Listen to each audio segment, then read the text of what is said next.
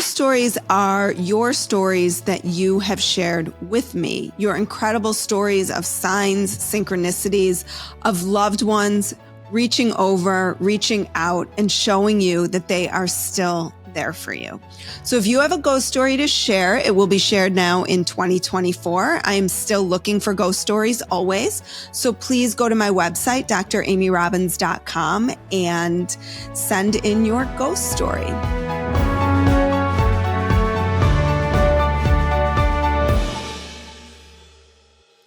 Hi, I'm Dr. Amy Robbins, and welcome to Life, Death, and the Space Between. This is the final ghost story of 2023. We are going to be heading into 2024 in just a few weeks, and this is my last installment for this year. So if you are new to the podcast and have not heard what my ghost stories are your stories that you have shared with me, your incredible stories of signs, synchronicities, of loved ones reaching over, reaching out, and showing you that they are still there for you. So if you have a ghost story to share, it will be shared now in 2024. I am still looking for ghost stories always. So please go to my website, dramyrobbins.com, and send in your ghost story. And with that, here is this month's ghost story. And this month's ghost story actually holds a very special place for me. This is a listener who reached out, who I've now worked with quite closely as she was a member of my beta course. And my beta course was a course that I had offered to any Patreon member who had either been a $20 a month donor or who had been donating for quite some time at any kind of level. And part of why I did that was I was just so grateful for people supporting the podcast and continuing to help me keep this going, which you'll hear more about in the new year, that I wanted to offer something. So I offered up my course and I had 9 people take it. And one of those people was this month's ghost story. And our connection pretty early on was just immediate. And to hear her story just of life, and also having now known her for about 6 months, because the beta group ran for about that long. That's not how long the course would be, but we just took our time getting through it and making sure to get it right. I have seen such remarkable changes in her life as a result of embracing spirituality. So with that, again, here is the ghost story. Growing up, I had a tumultuous childhood. My mother suffered from severe mental illness, and my father was an alcoholic. After 8 years of chaos, they divorced when I was 8 due to my father's infidelity. I was devastated because that led to my father leaving to move in with his new partner. I was to stay and live with my mother and younger sister. My mother and I had a very difficult relationship, which eventually led to my sister and I moving in with my maternal grandparents when I was 12. This was for the best.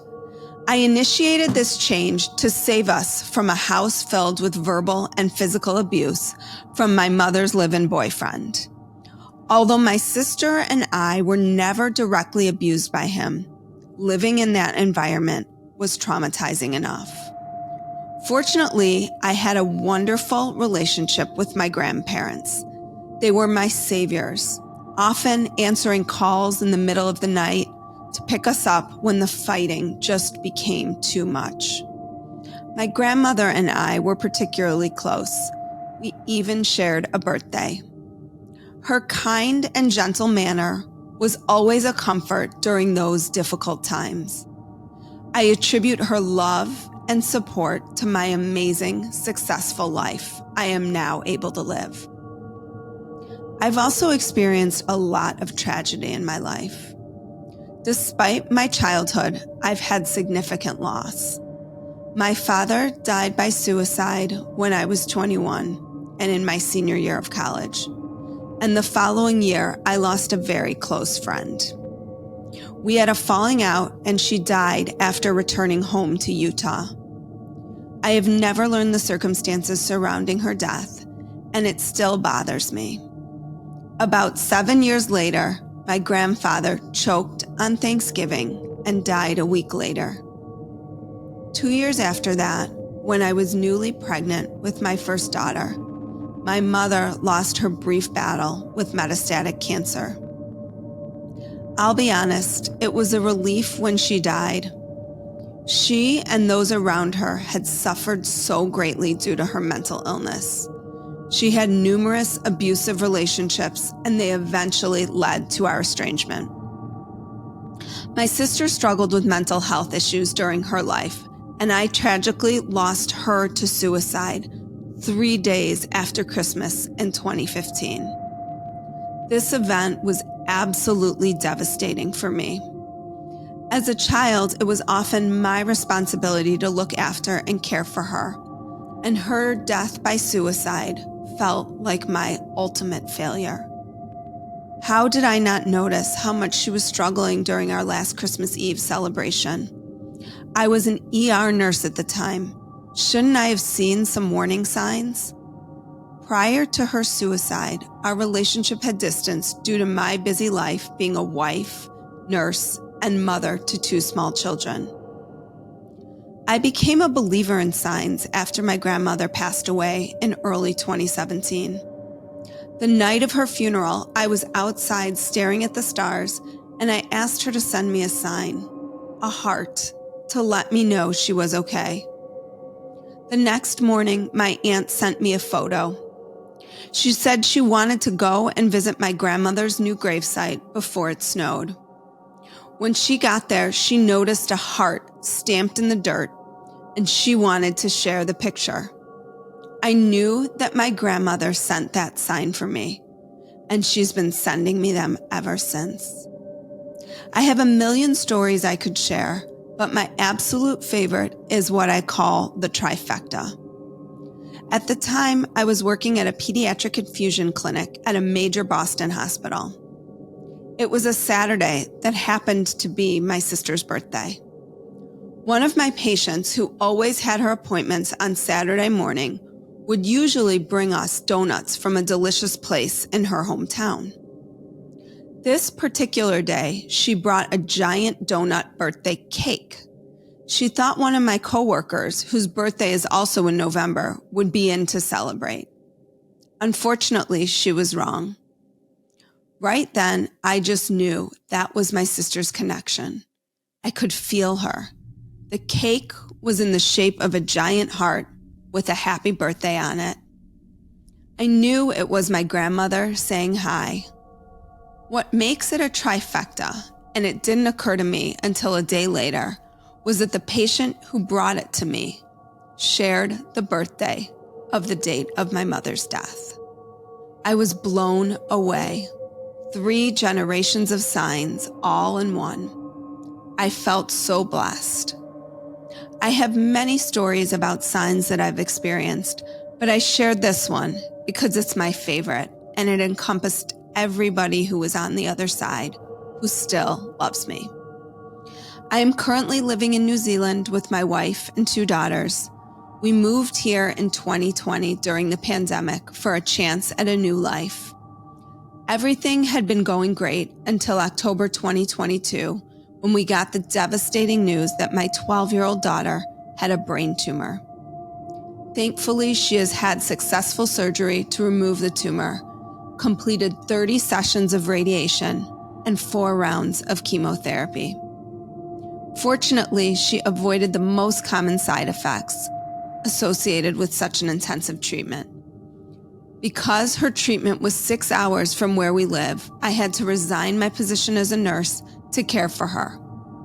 That gave me lots of time to find new things to do and discover this podcast. In life, I try to be a glass half full kind of person, and I'm always looking for silver linings in all of the tragedies. Because of her cancer diagnosis, we have been fortunate to meet so many amazingly kind and caring medical professionals. I had the opportunity to experience a devastating medical situation from the family perspective, rather than being the nurse, which I know will help me be a more empathic and understanding person once I am able to return. We were able to see and feel all the love and support we had from all over the world. We got to see what family was made of, which is apparently diamonds and platinum, because we came out of this stronger, closer, and more loving than I could have ever imagined. I know finding this podcast was another light. Without this experience, I would have never dove down the spirituality rabbit hole and would still be living my life asleep at the wheel.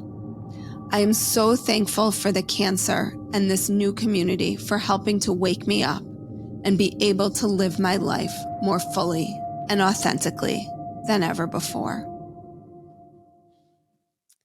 Thank you so much. I never mention names on the show because I don't want to out someone who might not have wanted their name shared, but I know you know who you are, and I know you know from the bottom of my heart how much I love and adore you and your family, your beautiful daughter, who, for people who are wondering, she is now almost back at school. She's doing so wonderfully. This podcast listener has since purchased a brand new home, beautiful home to start her life. So this is really a perfect way to end 2023 with a beautiful, just such a full-hearted story of love and gratitude, and the ability that even in times of real struggle to know that there is still hope out there. Thank you so much. I'm sending you and your family in New Zealand so much love as always. And I will look forward to all of your ghost stories in 2024. Like what you heard today and want to hear more? Wondering what comes next and what it all means? Head over to Apple Podcast, Spotify, Stitcher, Google Play, or anywhere you get your podcasts and hit subscribe. Also, if you could take a minute to rate and review my podcast, I would really appreciate it. Stay tuned as we continue to explore life, death, and the space between.